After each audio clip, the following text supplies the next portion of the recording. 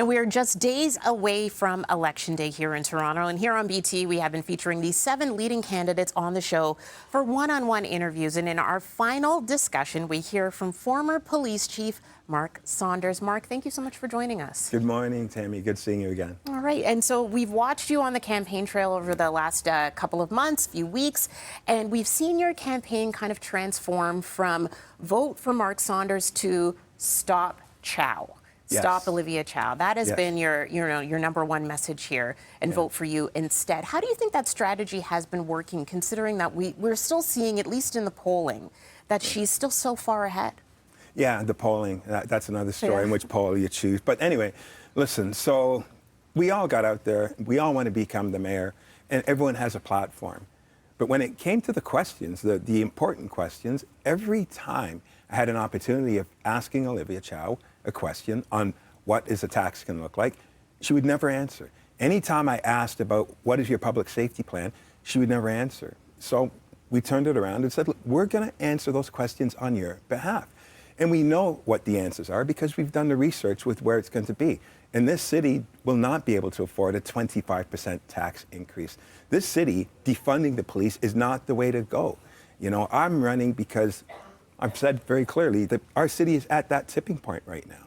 And I don't like the way the city is going.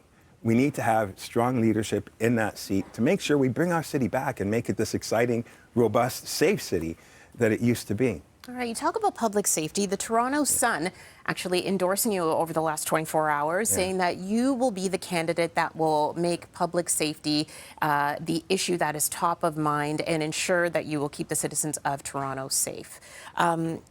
We're leading it up into Pride weekend.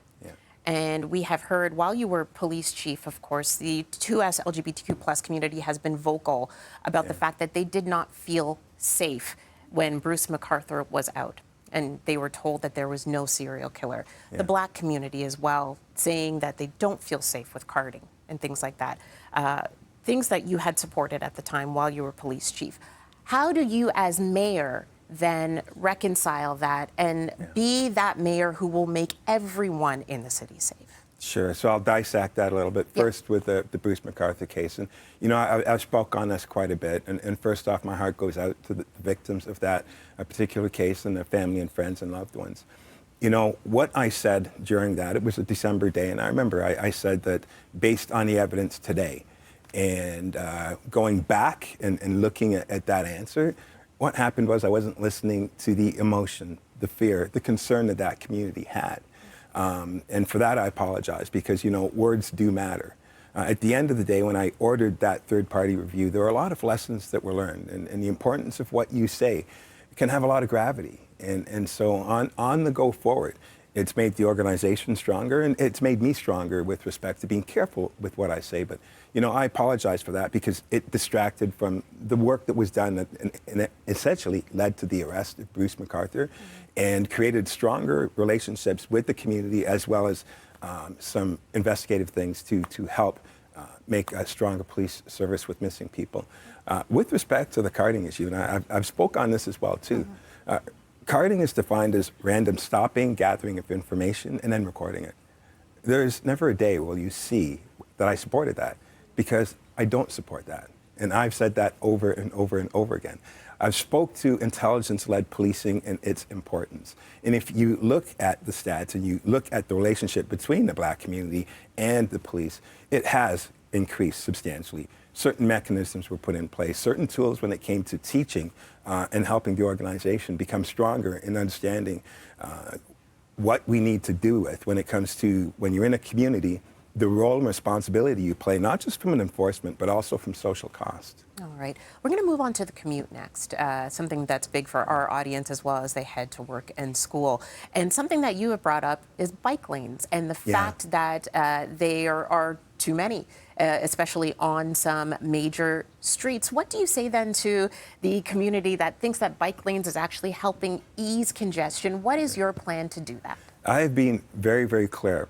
When you make the busiest streets in the country single lane, and then you become the most congested city in the country, 7th in the world, that is not good, that's not healthy.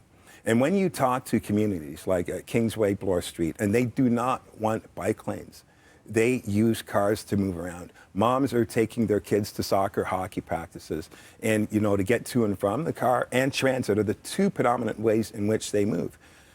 It can be done properly. It doesn't have to be on primary roads. It can be done on secondary roads. We have to have the proper data, not just selective data.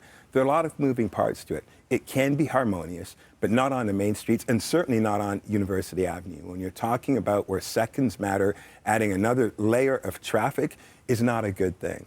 All right. We have a viewer question as well. We're asking our viewers to reach out with any questions that they had. And this is on the lines of public safety as well. A Facebook comment from Melissa saying, what plans do you have in supporting our very broken TDSB? I hear construction, I hear TTC, I hear housing, but I don't hear any words about how to help our kids dealing with this broken system that's only become far worse in the aftermath of the pandemic.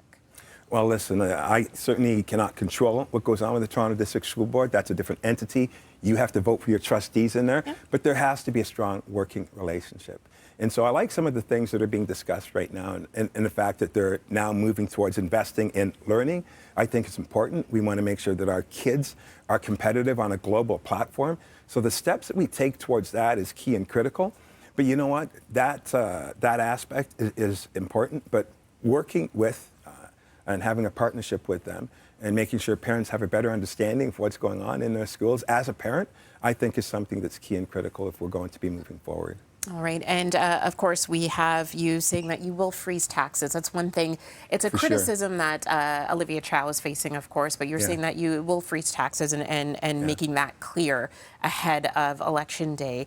How then are you planning to make up the funds when it comes to, let's say, hiring more police and bringing that public safety back into Toronto? Well, again, out of all of the candidates, I'm the only one that has experienced leadership. I had $1 billion budget for 5 years, 7,400 people that had to work under my leadership. And you have to make decisions that are prioritized. And right now, the number one issue is public safety and making sure that it's not healthy to be normalizing walking around people on our streets versus adding another $105 million towards bike lanes versus increasing renovations from $50 million to $400 million. We have to be smarter with how we spend our money. We have to prioritize and move things over. And, nothing is not important, but right now the key things, knocking on the doors and talking to people, they are concerned about their safety. And it's caused their behaviors and activities to change. And that's not healthy. We've got needles in parks and in playgrounds and in schools. All of this stuff has to stop. We have to reprioritize, make our city healthy again, so that it can be vibrant, so that we bring back businesses, so that we bring back jobs, so that we get ready for the 500,000 newcomers that are coming into our amazing city. All right, Mark Saunders, thank you so much for joining us here this morning, our final candidate here on the couch before the big day. Thank you for that. Thanks, Monday, of course, that is the big day, June 26th. Go out and vote. And if you want to take a look back at all of the interviews that we had with the 7 leading candidates, you can just scan that QR code on the right side of your screen there.